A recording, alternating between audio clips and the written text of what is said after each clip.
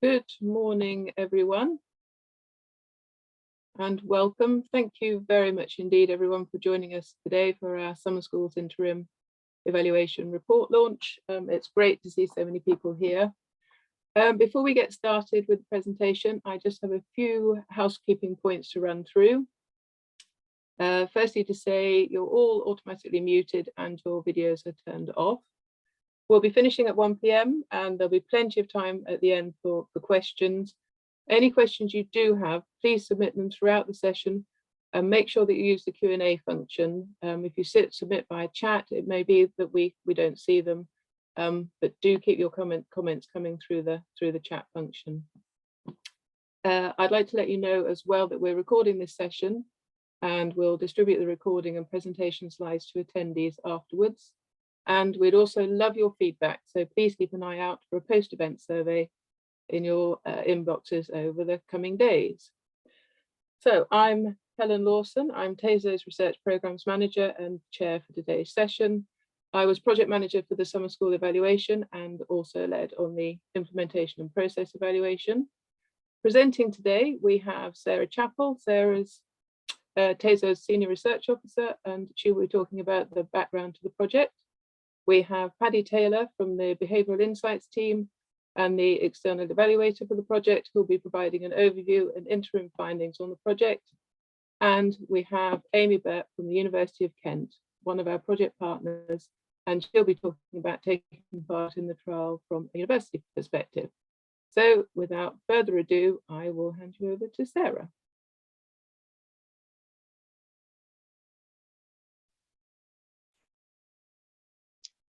Morning, everyone. Nice to see you all. Not that I can see you, but I can see the panel and I can see how many people have joined. So thank you very much. So as Helen said, I'm just going to go through a bit of background to the project. So Paddy and Amy will provide a lot more detail as to what we did and what we found. So I just wanted to set the scene really as to why we did this project. Sorry, slide's not clicking. So I think it's helpful just to begin by talking about TASO's approach to research. So we have a sort of three-phase approach, and that's where the summer schools evaluation fits in. So phase one, we look to see what the current lay of the land is. So essentially, what is the evidence currently telling us about an intervention or an issue, and what gaps are there in the evidence. And we then move to phase two, which is generating evidence, commissioning research to try and fill these gaps and create a fuller picture of what we know about these interventions.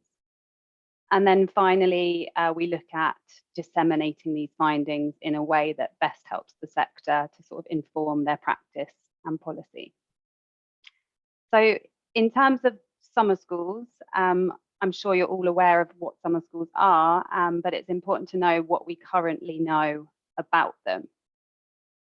So at the moment, we know that summer schools are associated with an increase in confidence and aspirations in relation to HE. So there's a positive association, a positive correlation there. And there is some evidence to support a correlation between summer schools and applications and progression to HE. So we've got some good evidence there, but it's only type 2 evidence at this stage.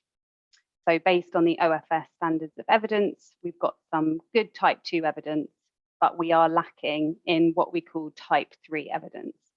So this is causal evidence that shows that summer schools are definitely causing these outcomes. So for example, students that apply to summer schools may already be interested in HE, they might have a high motivation already. So it might be that they'd end up on that path anyway, even without the intervention. So we can't be sure that summer schools are the reason for those outcomes. So that's what we're missing. We're missing a causal link between summer schools and the outcomes that we're interested in. So this is where we're coming in to fill the gap with our summer schools evaluation. So we're carrying out a randomized controlled trial, also known as an RCT, and this is aiming to produce type 3 evidence on summer schools. So I'm not going to go into any detail here because Paddy will be explaining sort of the process and why we're doing a randomized controlled trial later. But this summer schools evaluation is a collaboration between different university partners. So we've got 8 universities involved. Amy is from the University of Kent, and the University of Kent were one of our research partners here. And they run summer schools focused on different age groups of students. So 4 of the summer schools involved focused on students under the age of 16. So these would be year 9 or year 10 students. And 4 of the summer schools focused on post-16 students. So these would be students in year 12 or in the first year of post-16 education. And as Helen said, we've also have the Behavioural Insights team as our independent evaluator, and they were purely focused on the impact evaluation, so carrying out that randomised control trial and all of the analysis there. So Paddy will talk to you about that after this. And we focused on summer schools which took place last year, so the summer of 2021. As I'm sure you're all aware, we were still very much in the context of the pandemic there, so it did mean that these summer schools were delivered online. Obviously, we know this isn't the usual traditional delivery method, but the summer schools did include the same sort of activities that you'd expect, but in an online or virtual form. So what we can do with our RCT, our randomised control trial, is measure the difference in outcomes between students who receive a place on the summer school and students that don't. And this helps us with our causal evidence onto the effect of summer schools. So I'm just going to briefly touch upon the outcomes of interest here. So our primary outcome that we're interested in is this behavioural outcome, because this is the evidence we're sort of lacking in, and we want to see whether summer schools do actually affect whether students progress to higher education in the future. So this is our primary outcome. Our secondary outcome is which higher education provider students go to. So namely, whether it's the host university or host higher education provider where the summer school is taking place. But these 2 bits of outcome data do not become available until 2023, so we can't yet report on this, which means that the focus on today is our exploratory outcomes.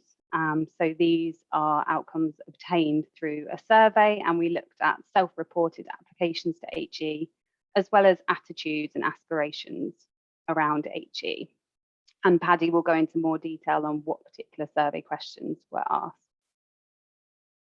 And I know we're talking about a randomised control trial here, but it's important to note that this was a mixed methods evaluation.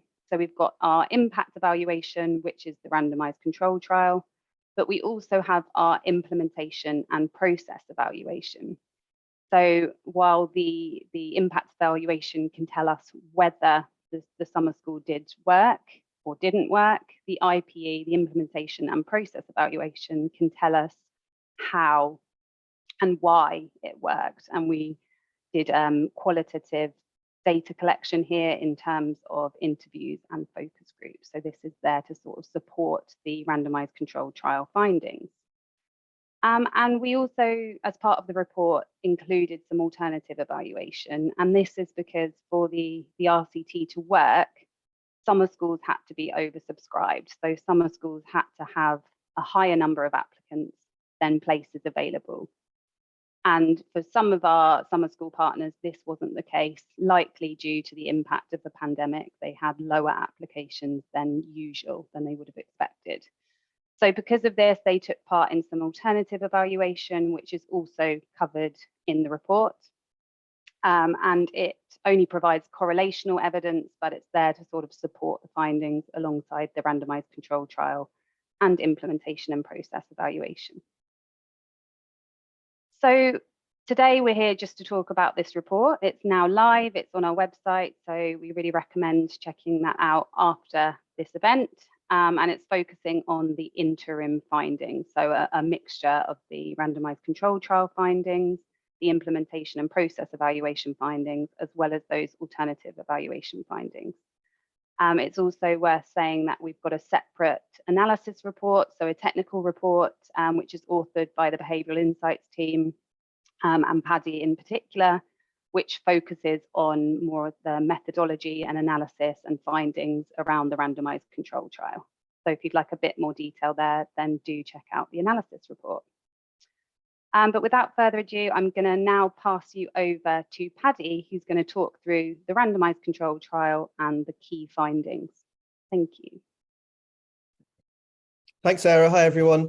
My name's Paddy. I'm the Head of Education and Youth Evaluations at the Behavioural Insights team. And as Sarah said, we ran the impact evaluation component of this research. So I'm going to talk to you about the interim findings today. If you could fire onto the next slide, Sarah. This is what I'm going to talk about. So I'm going to give you an overview of the design of the trial. I've then been asked to talk a bit about running randomized control trials and why and how we do that. So in that part, I'm going to switch to teacher mode and probably my least favorite variety of teacher mode, which is just talking at you and telling you how things work. So apologies in advance if if I have to do that for a while. And then we're going to talk about the interim results and a few of the key implications that come out of them. Okay, first of all, on the evaluation design then. So the overall question that we were trying to answer here is, what is the impact of summer schools on disadvantaged or underrepresented groups of young people? And as Sarah's mentioned, when we're talking about the impact, we were primarily interested in whether or not they have an effect on entry into higher education when students reach that age.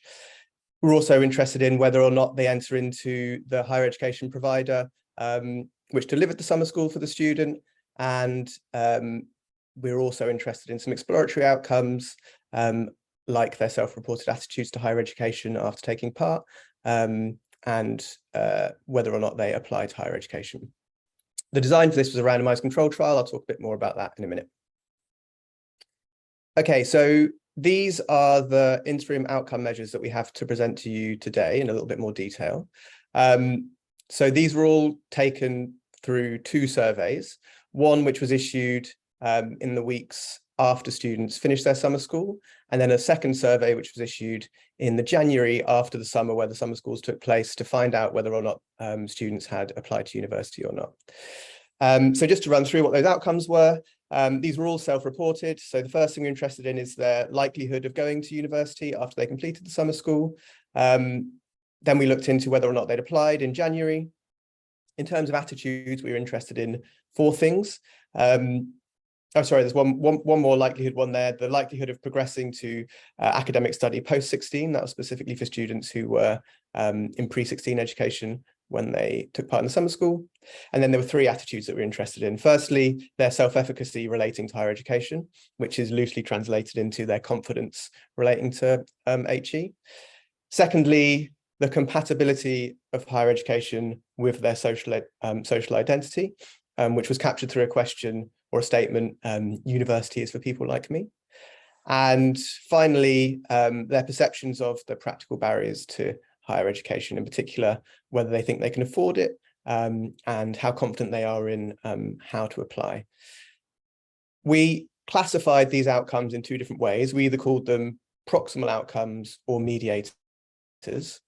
What we mean by proximal outcome is that it's an early indication of the impact of the intervention prior to that primary outcome, which is whether or not they go to university. And what we mean by a mediator is like a mechanism, basically, something that explains how summer schools achieve the impact that they do, if they achieve any impact at all. So, for example, there's a hypothesis there that students' self-efficacy relating to higher education might be increased if they take part in summer schools. And if it is increased, that might make it more likely that they go on to attend higher education. So that's what we mean by a mediator. Last column of this table just shows that there were 2 different age groups that took part in the trial.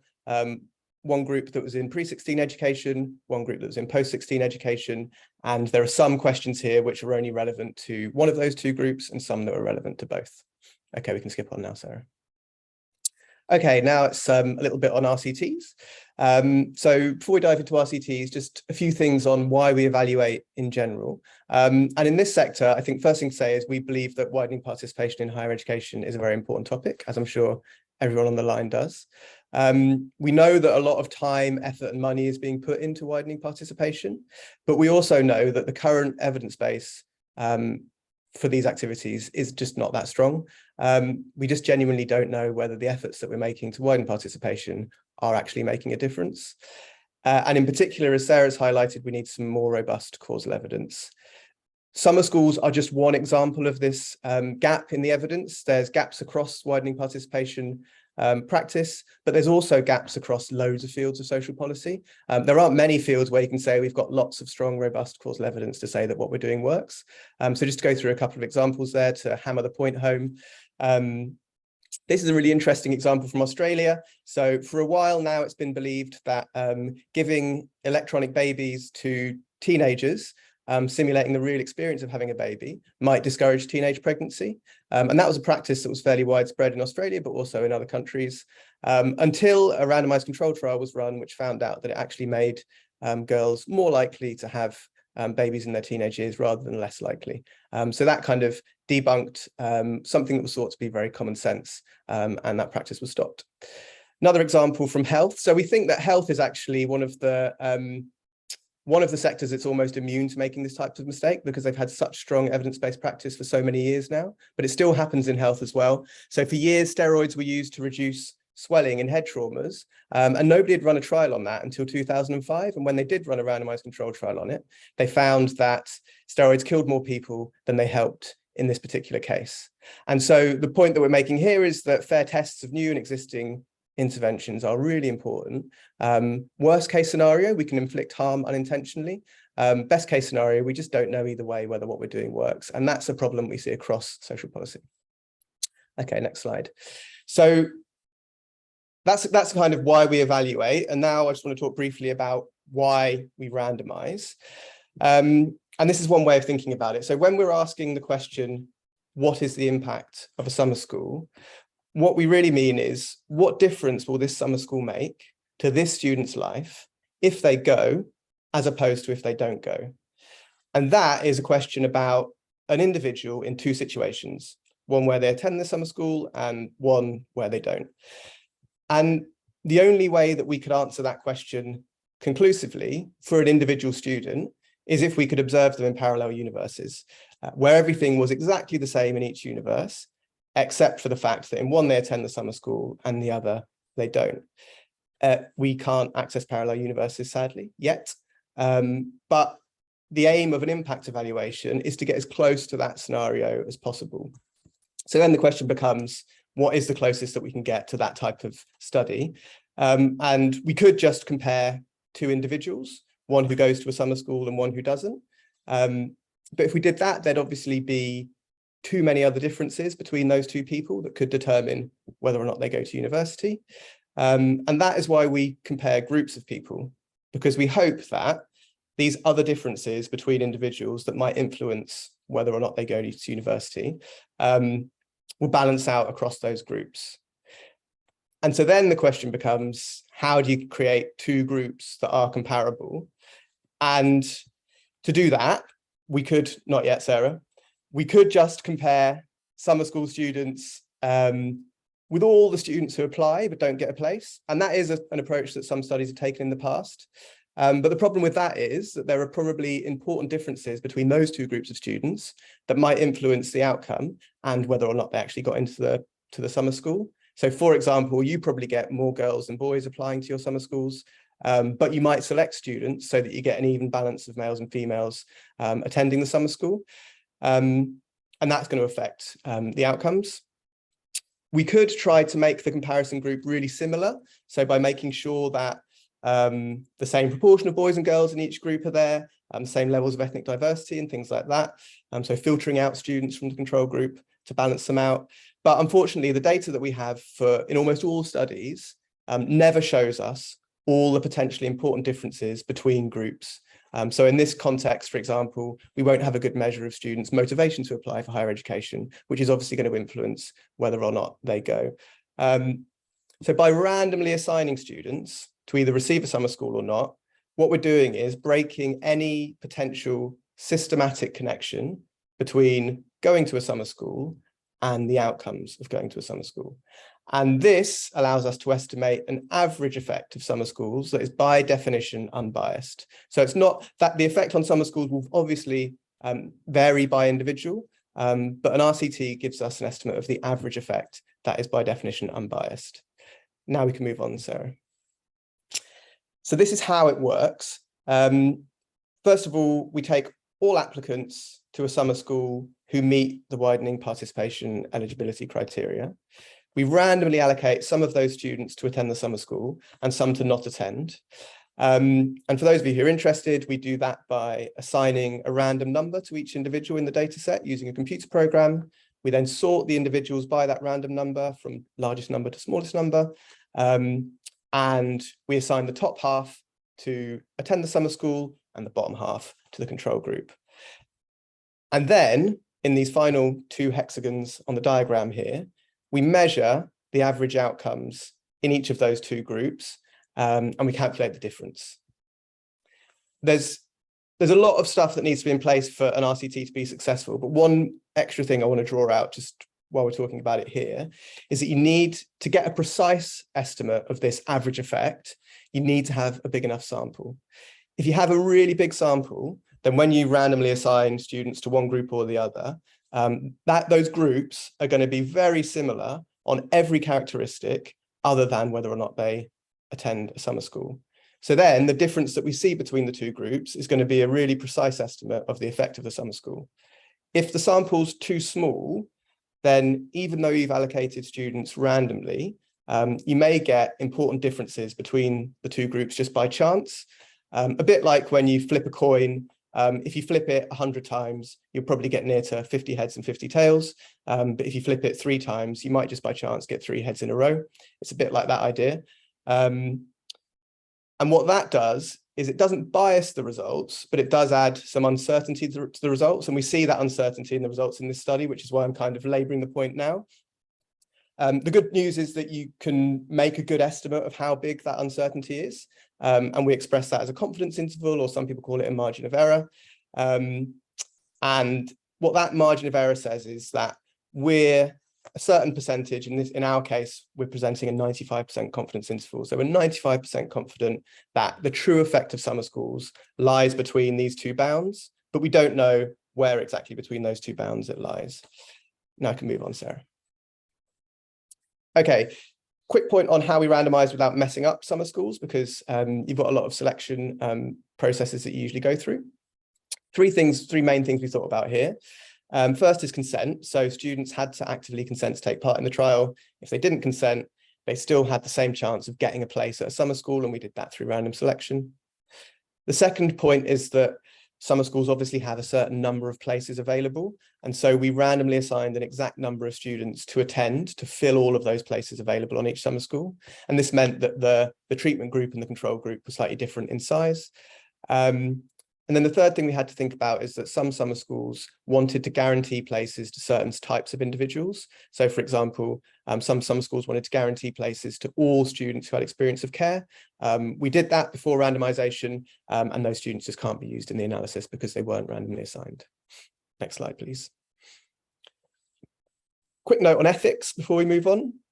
Some people think that withholding a program like a summer school or anything that's supposed to be beneficial is unethical. We don't think that's the case, and there's 4 kind of considerations we have here. The first is that we genuinely don't know if summer schools work. So we don't know if we're withholding anything beneficial from the control group. The second is that there are a finite number of places available on the summer schools, and for the universities in the trial, we had more eligible applicants than places, so we had to choose students somehow, and we think that random selection is fairer than some other strategies. And the fourth and really important point is that we believe it's morally important for us to find out with a serious degree of confidence how to widen participation effectively, and we know that the best way to answer that question is through an RCT. So that's the kind of positive moral case for it. Next slide. Okay, now on to the results. So the first thing that I want to show you is just a brief summary of the sample here. We had 4 universities in the trial. They covered 16 summer schools across pre-16 and post-16 students. These 2 tables here, there's probably too many numbers here for you to concentrate on, but just to give you an idea, the first survey that I mentioned before, we got a response rate of about 43% to, and the second survey, which was just a single item asking students whether they'd applied to university in January, we got a response rate of about 46% of all students. Next slide. Okay, now we're on to the actual results. So what this table shows you is the average survey scores in each group, the summer school group on the left and then the control group on the right. What this shows is there's very small differences in those scores between the summer school group and the control group. However, there's a few notable things here maybe. One is that the bottom row shows you that 94% of students in the summer school group had reported applying to university by January of this year, whereas 91% had reported applying to university in the control group. So it looks like there may have been a small effect there. I've also highlighted in red one area where there might have been a small negative effect. However, it's really important to say that these are all just raw differences in the mean scores between the two groups. And so it's the next slide that I want you to focus on a little bit more when it comes to the results. Here's the results presented as a dot plot. So the blue dot in the middle represents the difference between those two mean scores that we saw.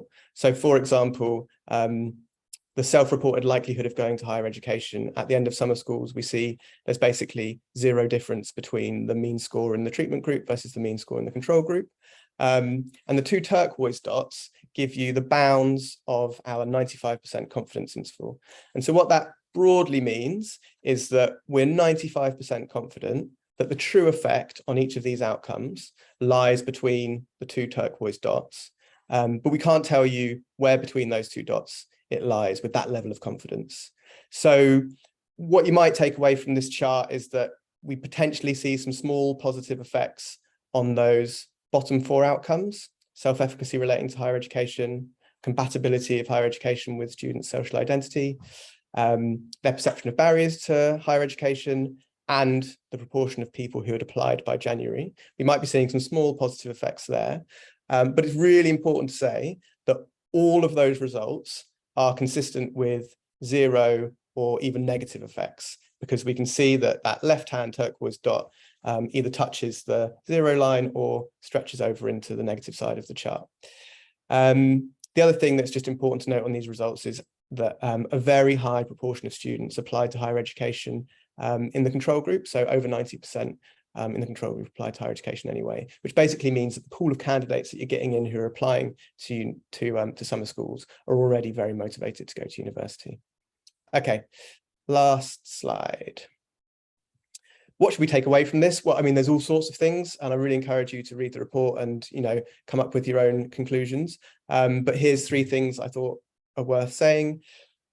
One, we might be able, I think we can say there's early evidence of promise in terms of applications to higher education.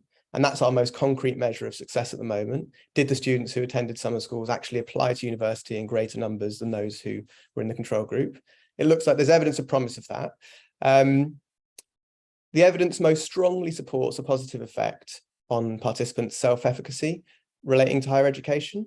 That one, you saw the confidence interval only just overlapped with the zero line. And if we kind of relax our confidence criteria a little bit, if we say we only want to be 90% confident in the results, then that shows up as a positive result.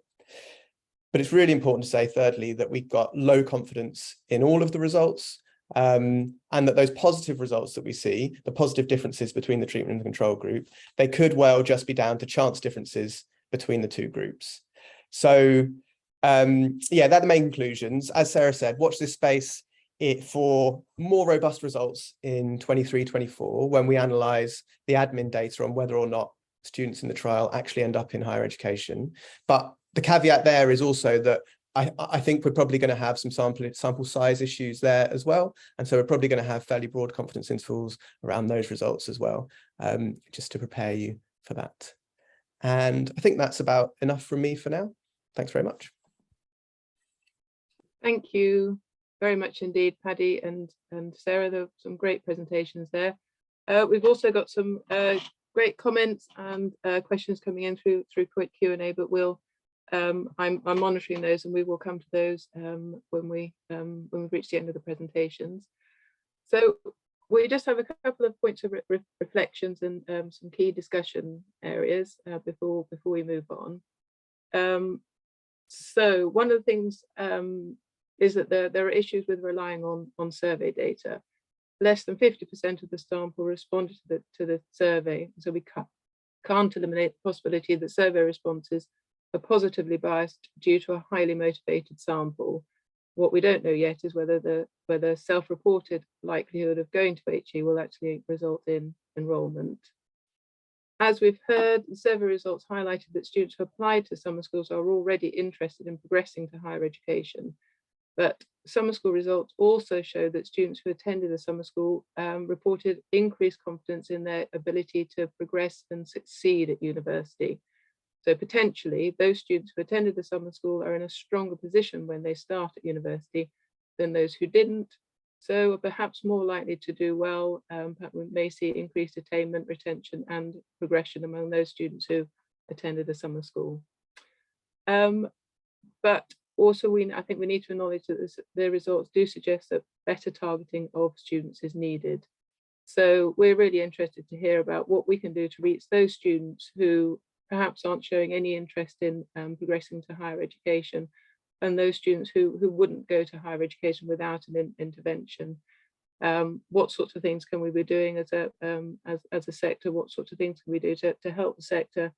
And indeed, are there other people who might be present on this call at the moment who are doing some work with schools, with youth centres, with PRU? So getting to those students that at the moment aren't showing any interest. Okay, so if you any comments and questions about those points would be great. But I would like to hand over to Amy now. Thank you, Helen. Let me just share my screen really quickly.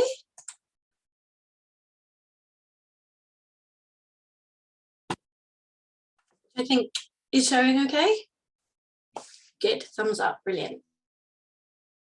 Thank you. Yes, so my name is Amy, my pronouns are she, her, and I work as the Monitoring and Evaluation Officer for the Outreach and Widening Participation Team at the University of Kent.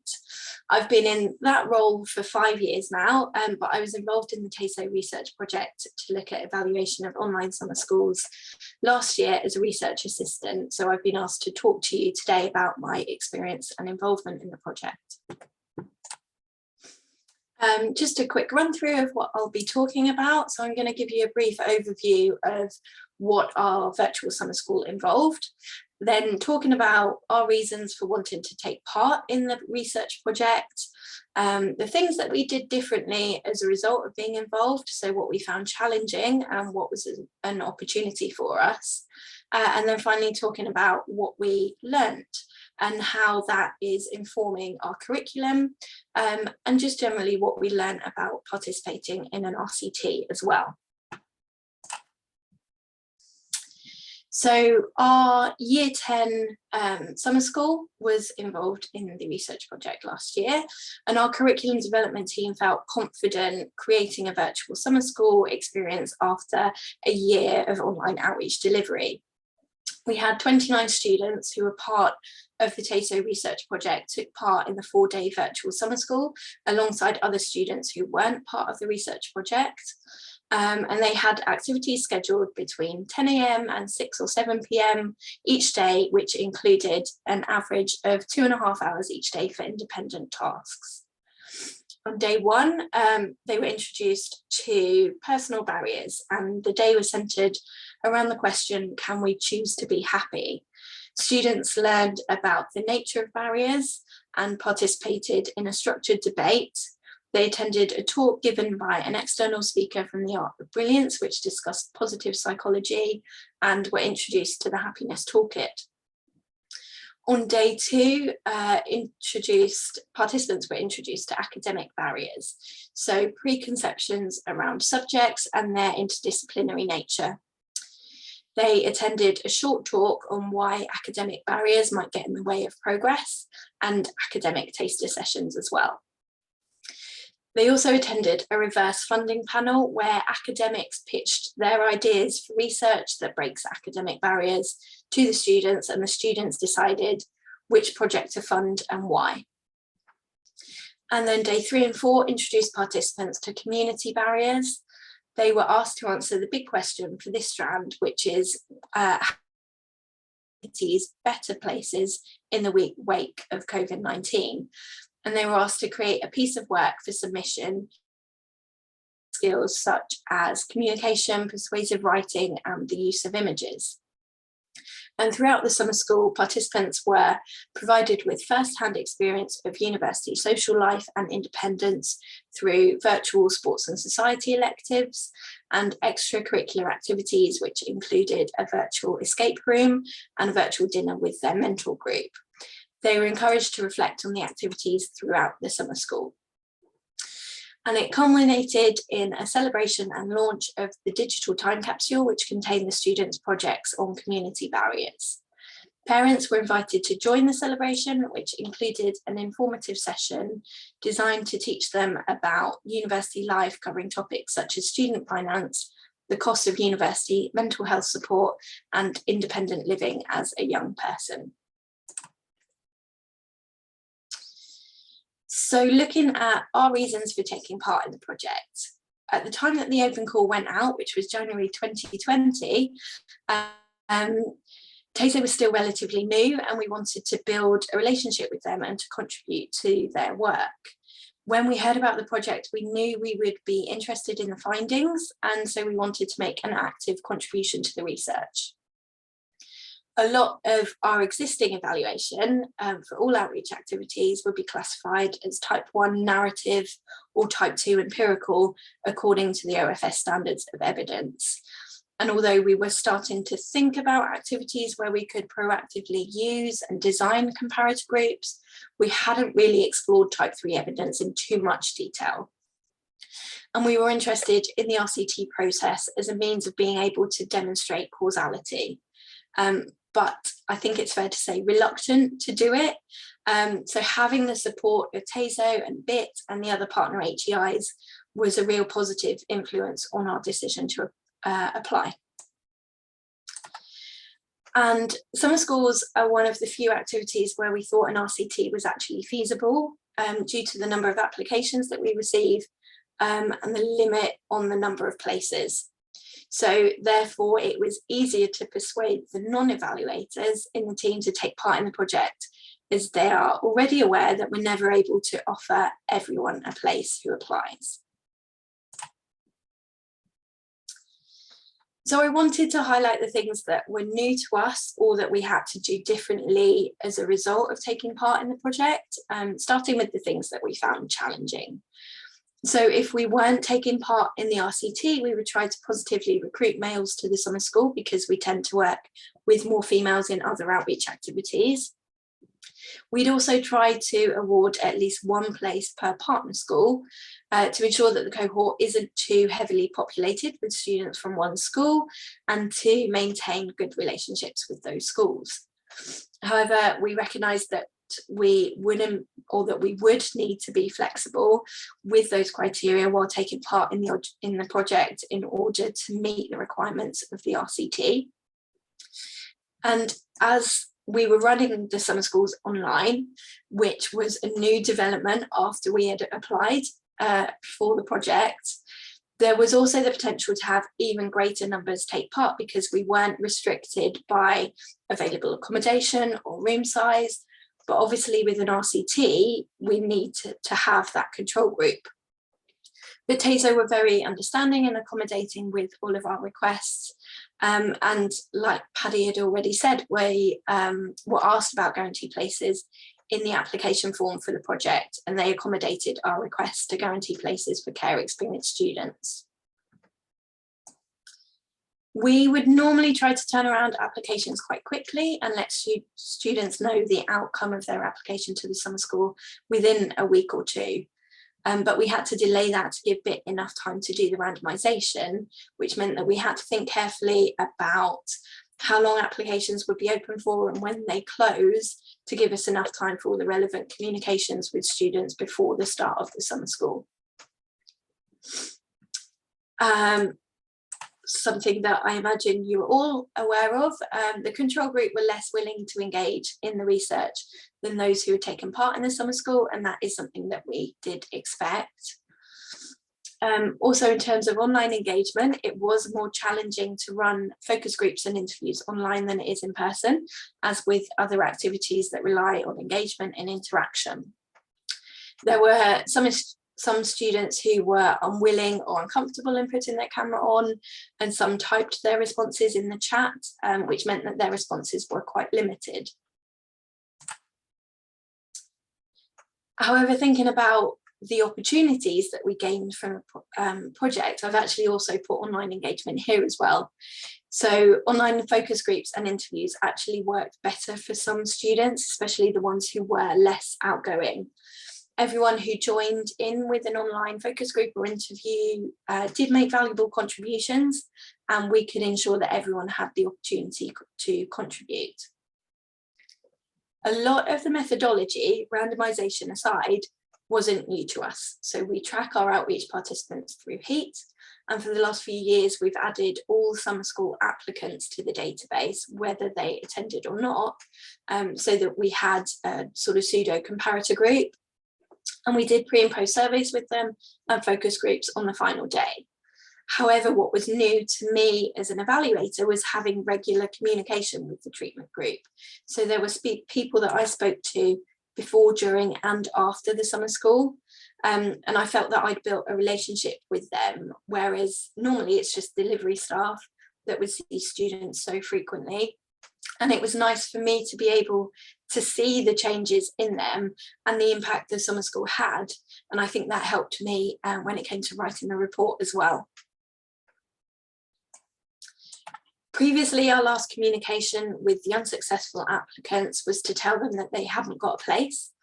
And being part of the research project gave us an opportunity to get in touch with them again and let them know that we wanted to hear from them, that we valued their thoughts and their opinions.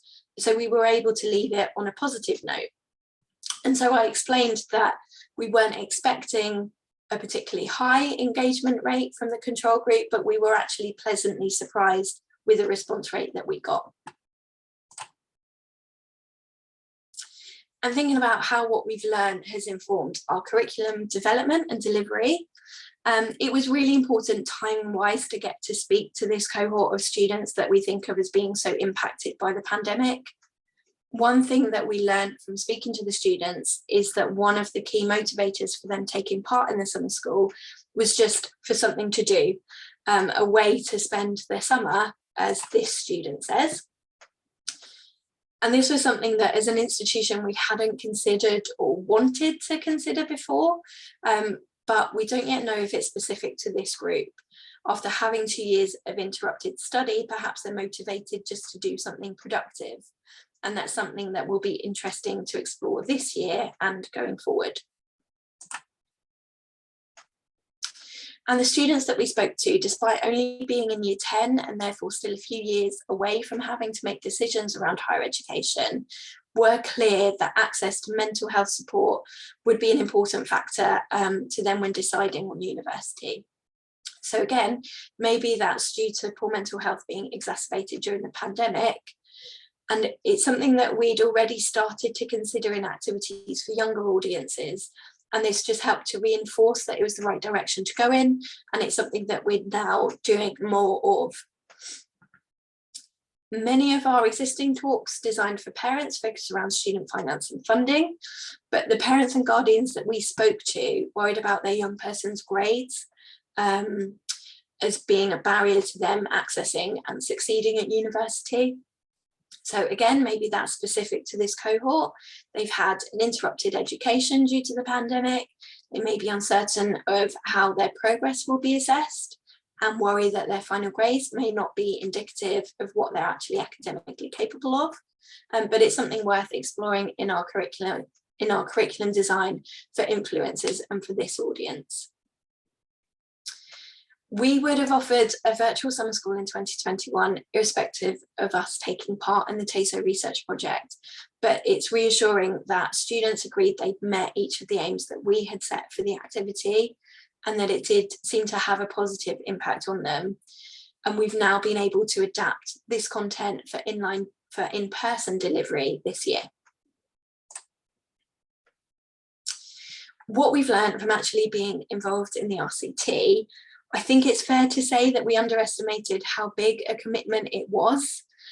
Again, the pandemic did have an impact on this as we were delayed by a year, and also factoring in that this is really the first project that TASO have run. However, we still wanted to be involved in the evaluation of in-person summer schools this year because we want to see how impactful traditional residential summer schools are. So whereas last year I was seconded onto the project part-time until October, but actually only submitted the report to TASO in January, this year we allocated the majority of the funding that TASO provided to recruit an external research assistant until January, which will cover data collection, analysis and the report write-up. And although it was BIT that did the randomisation and the selection of participants, I personally find the prospect of running an RCT less scary than it was before. And although we've now done them for summer schools and there are a few other outreach activities that are suitable for this method of evaluation, it's definitely something that we'll be exploring in the future, and in terms of more type 3 methods of evaluation for us. But thank you for listening. That's all from me. And then it's handing back to Helen and seeing whether anyone's got any questions. They have indeed, yes, that's great. Thank you very much indeed for that really interesting presentation. As I said, I can see there are a fair few comments and questions coming in, and the issue about targeting students, I think is one that's a discussion there. I think that's going to run, I think. I will start with some questions about clarification. So for Paddy, there's a question there about could you clarify please how you determine the sample size, and was it through a statistical program? Yeah, good question. So the sample size was determined by two main things. One is how many universities were willing to take part in the trial, which was actually, in my mind, quite a small number of universities who actually wanted to take part in this. And the second was how many applicants do those universities get to take part in the summer schools. That gave us our total sample. And then from that, we randomly assigned applicants to either receive the summer school or not. We did do some statistical analysis on sample size, which is something that we call power calculations. And those power calculations, they help us to estimate what's the smallest effect that we can detect based on the size of the sample. That's a really important question. And we estimated that we'd need a certain size sample to detect an effect that was reasonable based on the existing literature. And we actually got a sample that was smaller than our estimated minimum requirement. And that's one of the reasons why you're seeing these wide confidence intervals in the results. So that's what we did about sample size. If you're interested in that, the power calculations are in the analysis report, and they go into a bit more detail about what we think a minimum reasonable effect size is for an intervention like this, and how big a sample you'd need in order to detect that effect. Thank you, Paddy. One for Amy here. What incentive did the control group have to take part in the research? So each of the institutions actually had their own method of incentives last year. This year, actually, TASO have sort of been more prescriptive, so we're all running the same incentive. Last year for us, we offered everyone who we spoke to, so who took part in a focus group or interview with us, a £10 Amazon voucher. And we also explained, obviously they had sort of a participant information sheet which explained about the research project. And as with all evaluation, it was, they were informed that it would hopefully improve activities like this for students like them in the future. Thank you.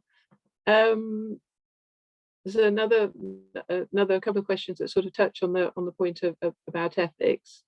So with the control group, where they're not able to attend any other summer school from other providers, and could control group not have been offered a place at a later summer school? Sarah, do you want to pick up that one? Yeah, sure. So for the purpose of the randomized control trial, it's important that the control group essentially receive business as usual. So essentially we want to compare students that did attend a summer school with students that didn't. But of course, we can't specifically control whether other students did attend anything else. The only thing that we could control is whether students attended or applied to different summer schools in the trial. So as I've mentioned, there's 8 universities in this research, so we could see from the data whether students were applying to more than one summer school, and we made sure that they were only considered for one of the summer schools in the trial. But outside of the trial, there's obviously a huge range of summer schools and other outreach activities going on, so we could not control whether students were attending these from either the treatment or the control group. So here we collected data to try and ascertain what students might have been doing. So firstly, as part of the survey, students would indicate what additional outreach activities they might have taken part in, including summer schools. And then thirdly, we also looked at we're as part of the final report, we're going to look at heat data, so the higher education access tracker, to actually see what other activities students took part in. But it's worth saying now, across the whole sample, it was actually only one student that said they hadn't participated in any additional outreach. So we obviously know this is quite a highly motivated sample in terms of students that have attended outreach activities. Kind of related to that question is this idea whether you can offer something else to the control group. And that turns more into a sort of high intensity versus low intensity randomized control trial, and it's actually something we're exploring on another project. But for this project in particular, it was really looking at a treatment group who attended summer schools compared to a control group who didn't. So it was important that the control group weren't offered anything additional by the university to sort of make up for the fact that they hadn't been received a place on the summer school. Thank you, Sarah. Another one for you, Amy.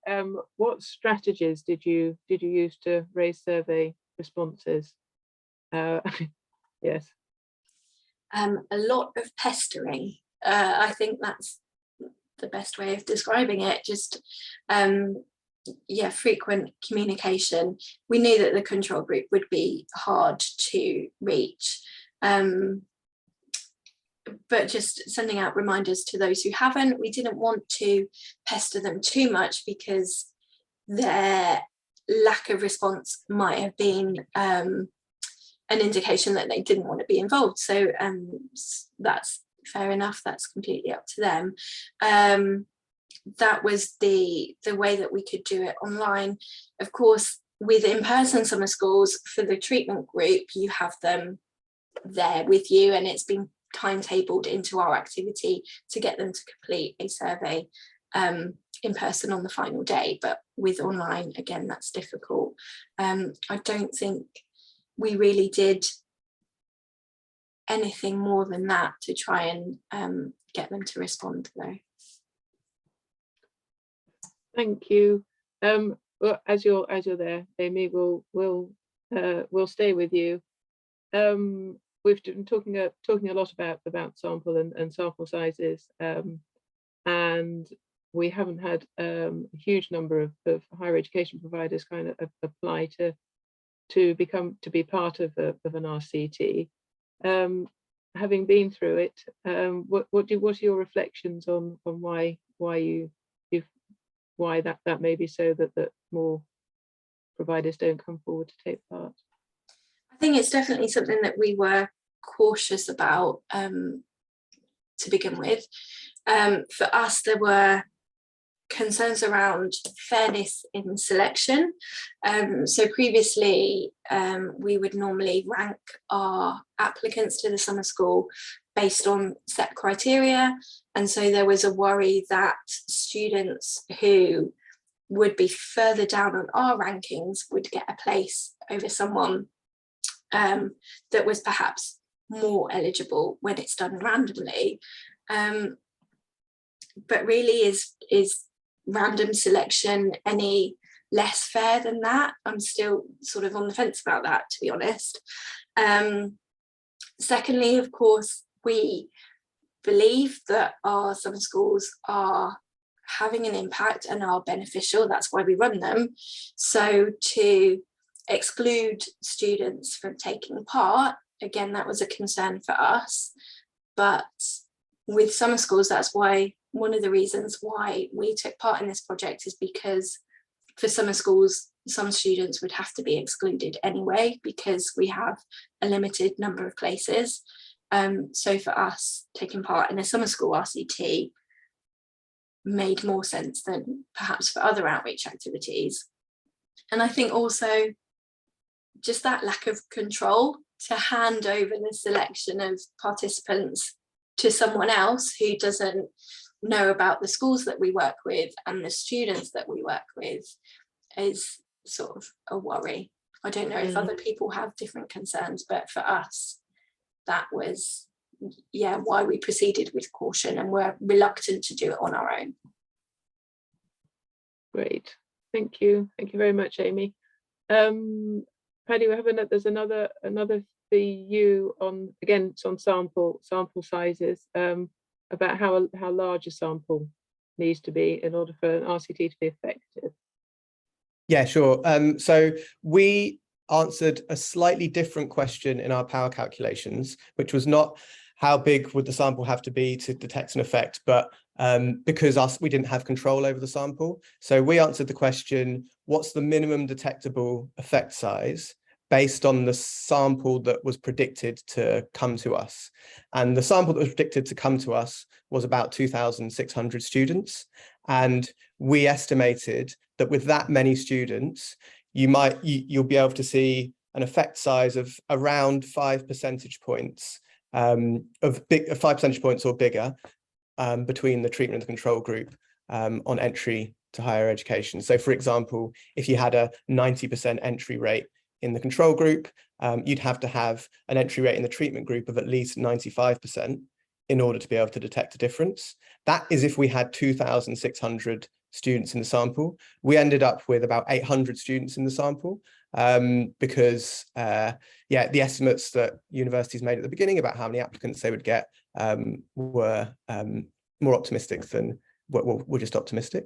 So that means that the minimum detectable effect that we can estimate will be a lot bigger than 5%. So it'll be something like 10%, maybe even bigger, 10 percentage points, that is. So that's why I'm saying to you that when we get the analysis on entry rates to university, it's unlikely that we'll be able to detect an effect, because it's very unlikely that summer schools are going to have a 10 percentage point difference on university entry rates. That would effectively mean, given this sample, that if 90% enter university in the control group, 100% have to enter university in the treatment group, which is pretty unlikely. So yeah, that's what I can say about that one. I wonder, Helen, would you mind if I just talk a bit about another question that's in there, which I think is really important? That's absolutely fine. Yeah. So someone's asked a question, sorry, I can't remember their name, I've just closed the chat, about whether we could have asked a slightly different research question, which was, and have a control group of students who just wouldn't apply to university in the first place. So I think the implication there is, obviously students who apply to summer schools are going to apply to university anyway. Why didn't you do a comparison with people who aren't applying to summer schools? We could do that type of comparison, but if we wanted to do that type of comparison in a trial, and we want an unbiased estimate of the effects of summer schools, we would have to have a treatment group who also didn't apply to summer schools. And so what you'd be doing then is randomizing basically invitations to apply to summer schools to both groups. And some students might take up that invitation and some students might not take up the invitation. There are some practical problems with that approach. That'd be very different to how universities usually recruit people for summer schools. But the more important issue with that is that it wouldn't tell us what the effect of summer schools is as they actually operate now. So Susanna Hume has given a nice answer to this in the chat if people want to read it, but this is the main point, that if we made a comparison with students who aren't applying to summer schools, that wouldn't answer the question, what is the impact of summer schools as they currently operate? And at the moment, summer schools take applications, and in taking applications, the potential group of students who attend summer schools is already going to be more highly motivated to attend university. So you have this massive selection effect, obviously. So the question that we're asking in this research is, what is the effect of summer schools on the type of students that are kind of in the current system? Because we think that's an important question.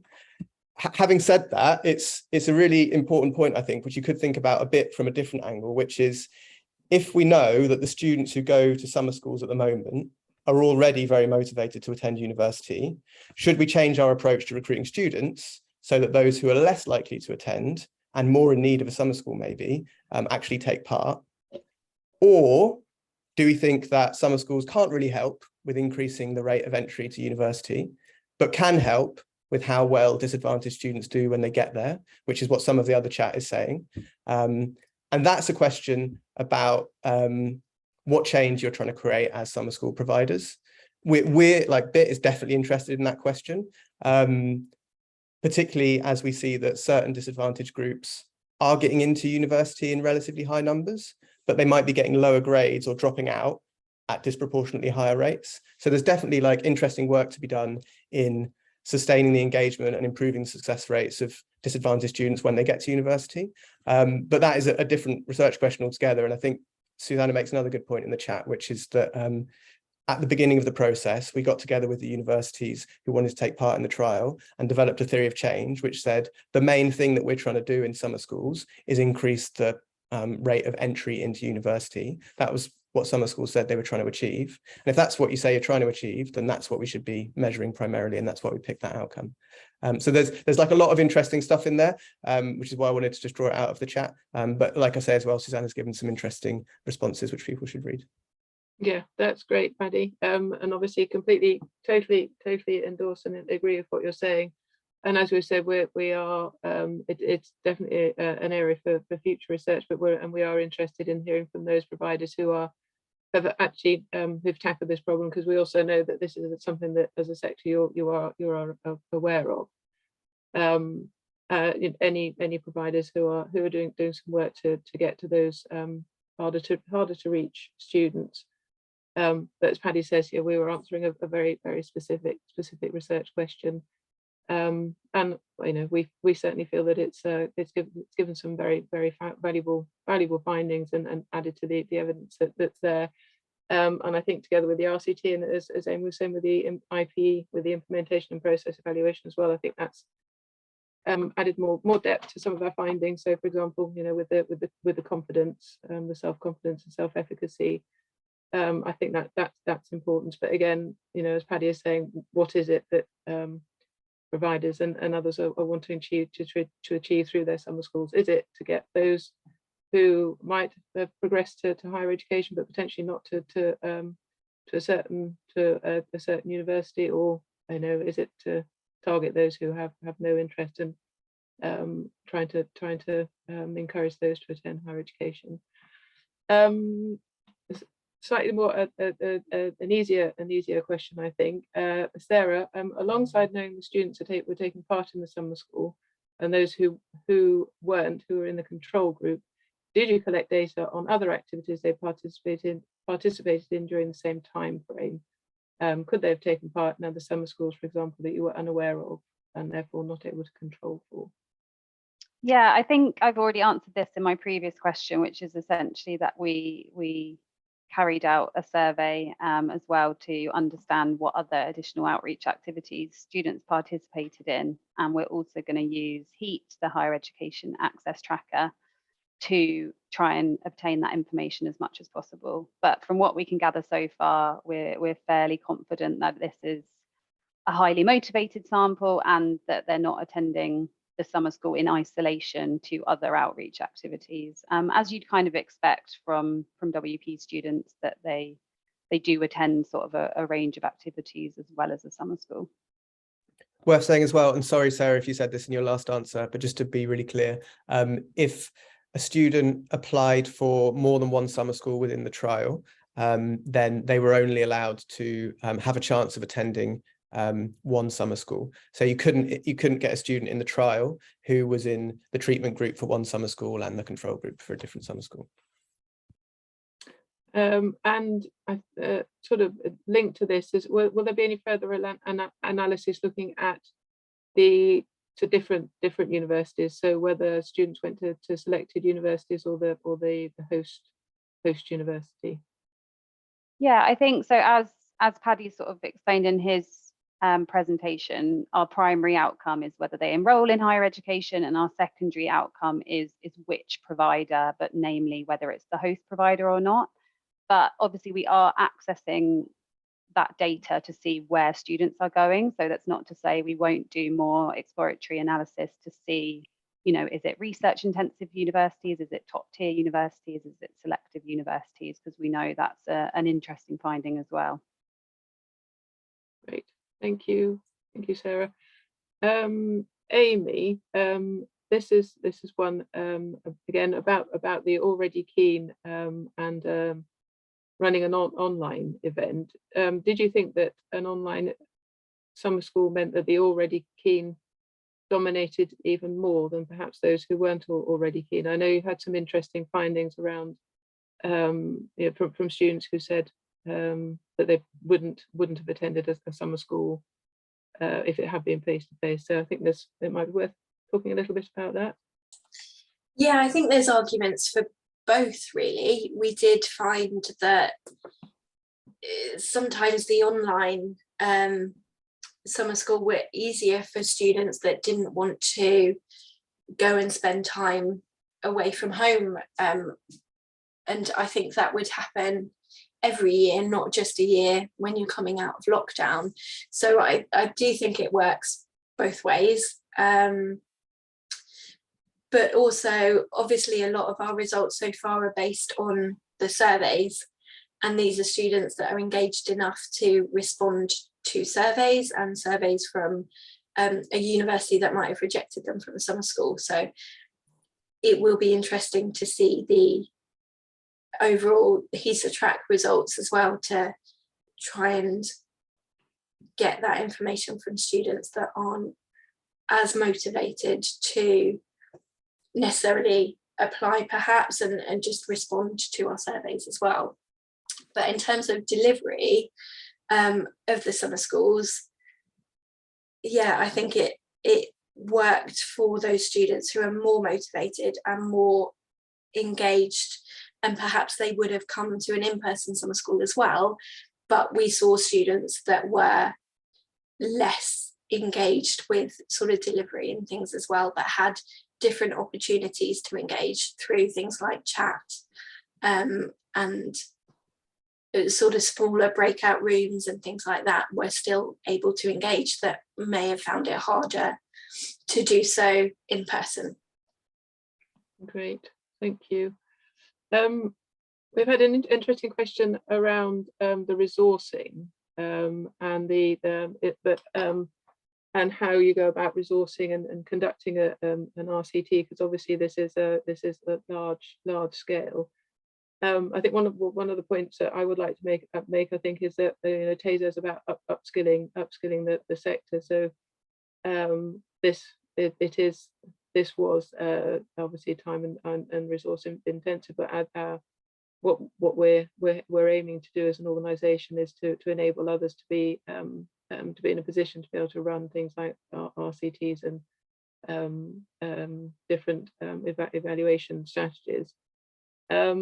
I don't know, Paddy, Sarah, and Amy, is there anything that you would particularly like to say about the resourcing and you know, what's needed in order to be able to run an RCT like this effectively and efficiently?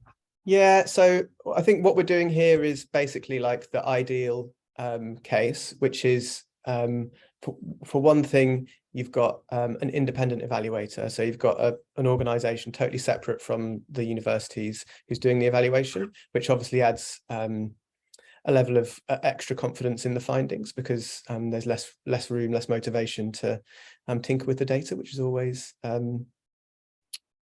yeah, which is always a possibility. But and then the other thing I'd say is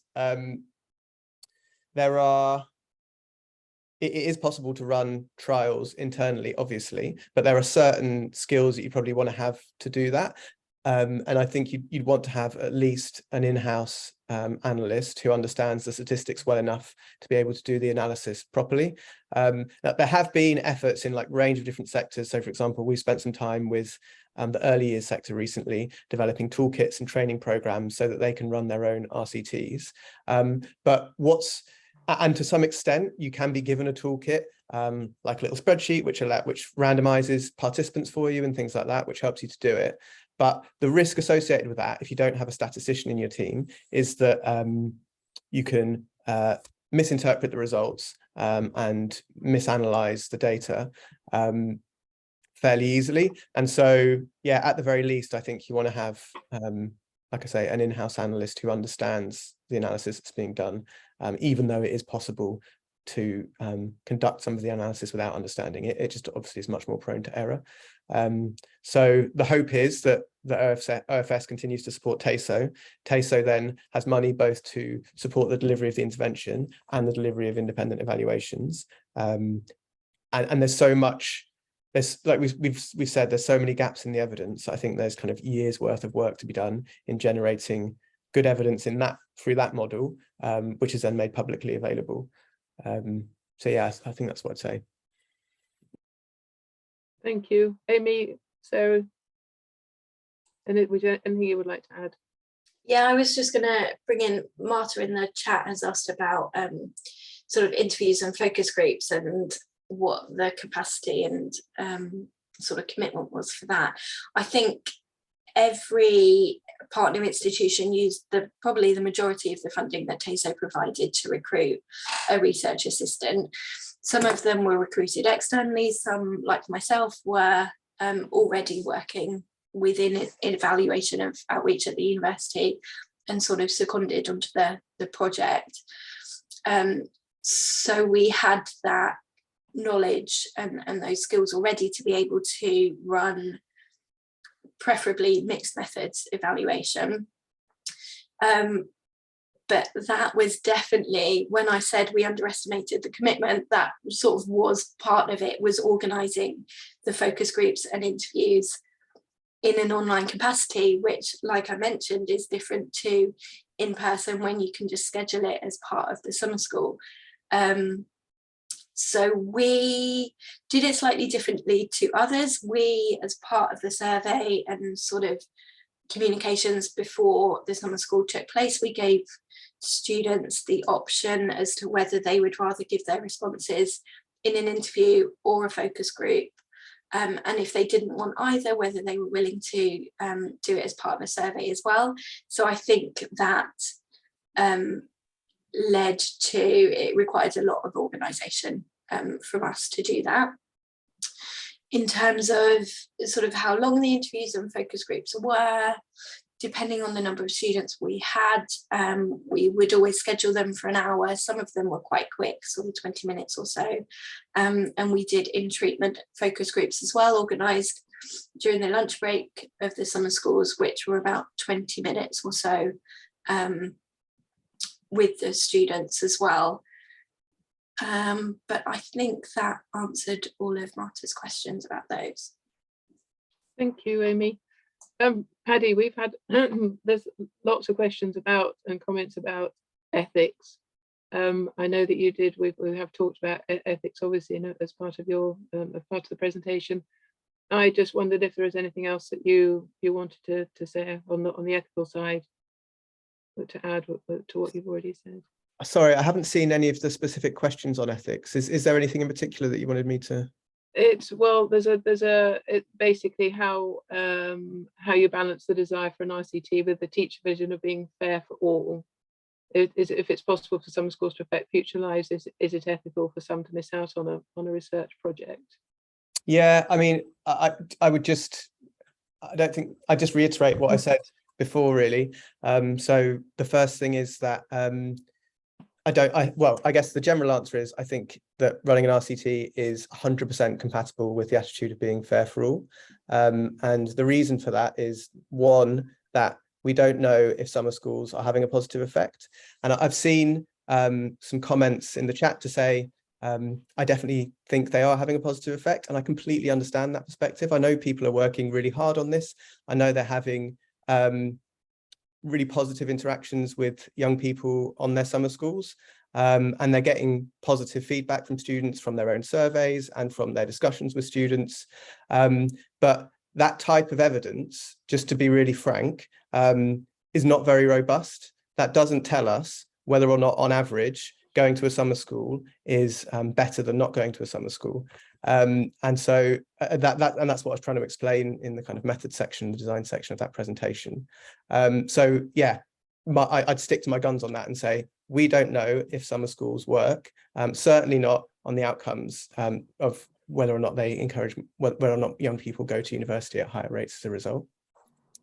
Because we don't know, we need to kind of run a robust test to find out. The most robust test we can run is a randomized controlled trial. And the third point that I made there was that if you are going to select students, then randomly selecting from within a group of students who you agree are all eligible to take part because they meet certain criteria is a fair way of selecting students. Okay.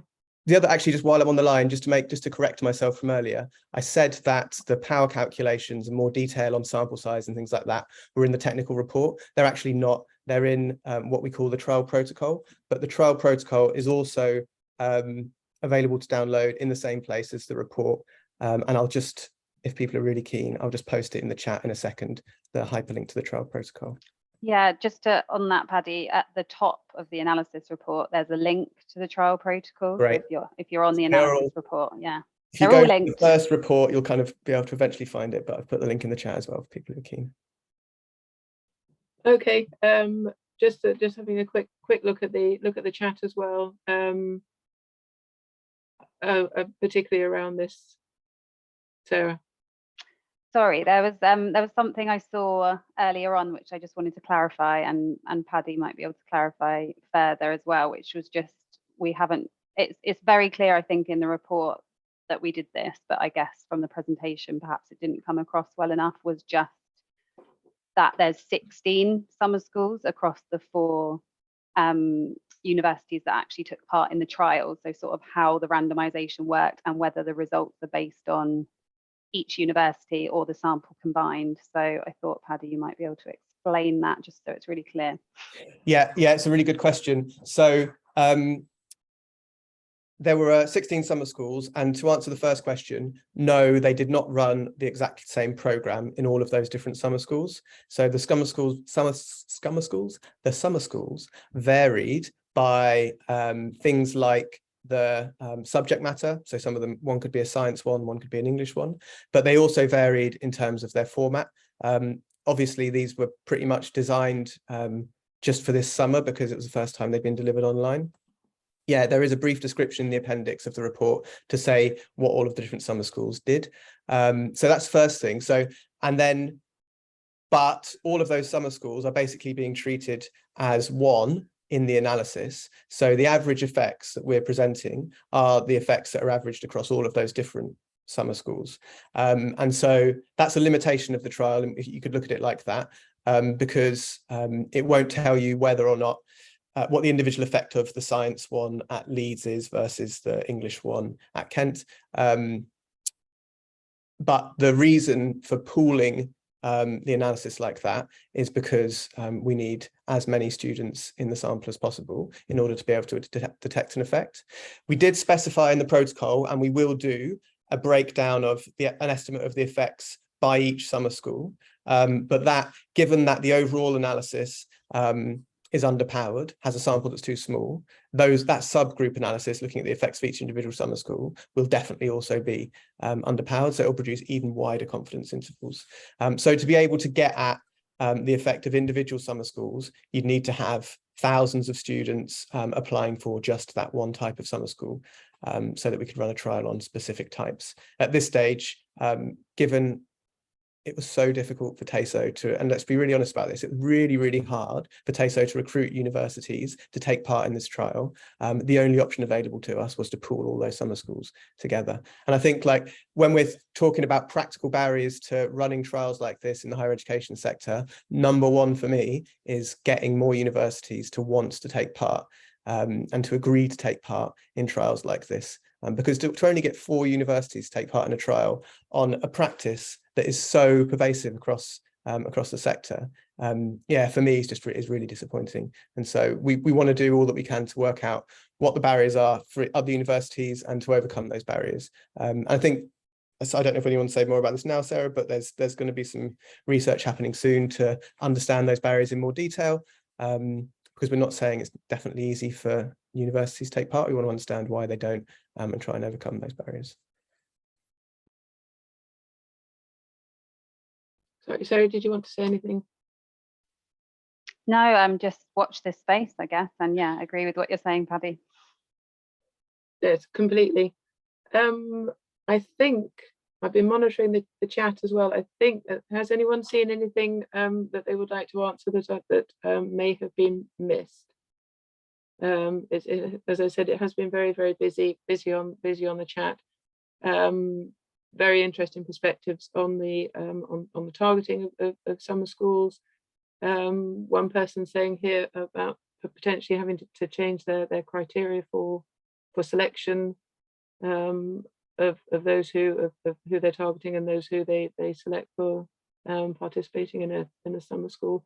I don't know if anyone would like to, from our panelists, would like to add anything on the criteria that were used for the online, or the criteria that they used this for the RCT for the summer school selection. Sorry, I missed that. What's the question there, Helen? It's the discussions around criterions and how students are selected to participate in summer schools. So I think there's questions there about summer schools in general, whether the criteria for selection should be much more targeted, rather than what's currently being used. But also I think there was some interesting points about the RCT as well, and the criteria for selection and for students.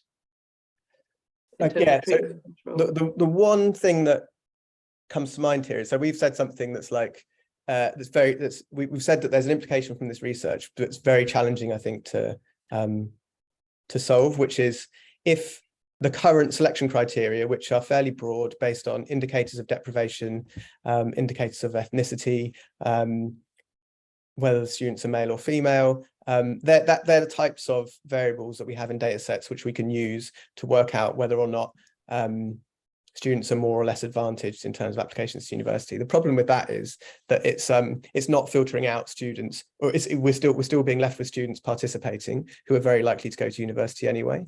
So then the question is, how do you get to students who are much less likely to go to university? And that, I think, has to be done probably through some kind of fairly resource intensive, potentially, surveying.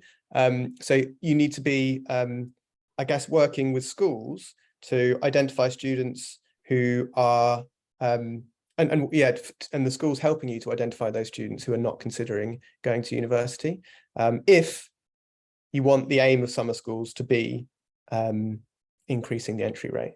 You have to collect a new type of data, basically, which is data probably directly from students about their intentions to go to university or not. That's one of the only ways I can see to kind of get at this more targeted group. Or you might say, when you reflect on this, if you're a summer school provider, our summer school just isn't trying to get more students to go to university. It's trying to take that very keen group of students already who sit in disadvantaged categories and make them more successful when they get to university. And if that's the case, then you just want to go back and look at your theory and the design of your program and think, are we running activities that are going to maximize the chances that they'll do better at university? What are those activities? Why do we think it's going to increase their success at university? And then measure your success against that. So yeah, they're the two options, I think. I was wondering as well about the point that the guaranteed places. So anyone who's thinking about participating in an RCT for evaluating outreach activity, the in terms of in allocating places as well, about the guaranteed places. So for the smaller groups, so those universities, for example, Amy, if it's care experienced students or estranged students, students from a Gypsy Romani traveller background, for example, those students are, because they're small numbers, that are guaranteed. We would ensure that students from those backgrounds are guaranteed places.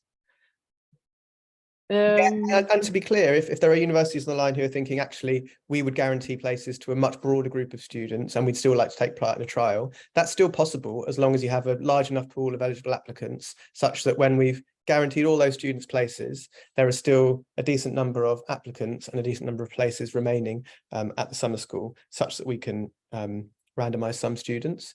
So we're totally open to that. Brilliant. Sarah. Sorry, I just wanted to say something based on the chat as well. It's just regarding sort of getting more partner universities to work with us on these trials. Obviously, we completely understand that it's been a really tough time with the pandemic. There's resourcing issues. There's other commitments, like completely understand that. So we're really trying our best to understand what we can do to support the sector more. In terms of resourcing, we obviously provide the funding so that you can have a research assistant to support, because we know it is, you know, a time-intensive project. We speak to our theme working groups to try and understand how we can make the sort of advert or the open call expressions of interest more appealing, and making sure that timelines work for universities. So we're really doing our best here, and as Paddy touched upon, we want to understand, and we're commissioning some research to better understand what some of the barriers are to taking part in this. So please don't think we're just sort of going over all of your concerns and not understanding that you know you're really challenged and stretched at the moment, because we do, of course, completely understand that. This is just our experience based on the online summer schools we evaluated last year, but we have been recruiting up until sort of the spring for evaluating summer schools taking place face-to-face this year, and we still really struggle to get partners involved in that evaluation as well, even, you know, a couple of years after. So we're just doing our best to try and support the sector as much as possible and have as many research partners as possible. So anything that we can learn from that, we'd really appreciate. Absolutely, and I think that's a very good note to end on as well. We are absolutely here to support the sector, to build the evidence of what's working for students and why it's working, and yeah, and so that the sector is able to better target resources, better use resources. That's why we're here. But as Sarah and Paddy have said, you know, we want to hear from you as well, what we can do to better to support you.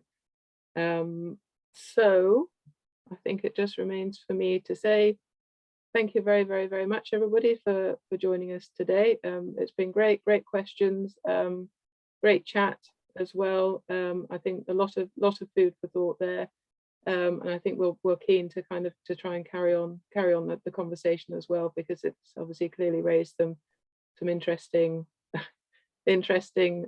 points and issues, and I would like to thank very, very much the panelists that we've had today. So thank you to Sarah, to Paddy and Amy for their fantastic presentations and for fielding the questions. Okay, thank you everyone. Thank you.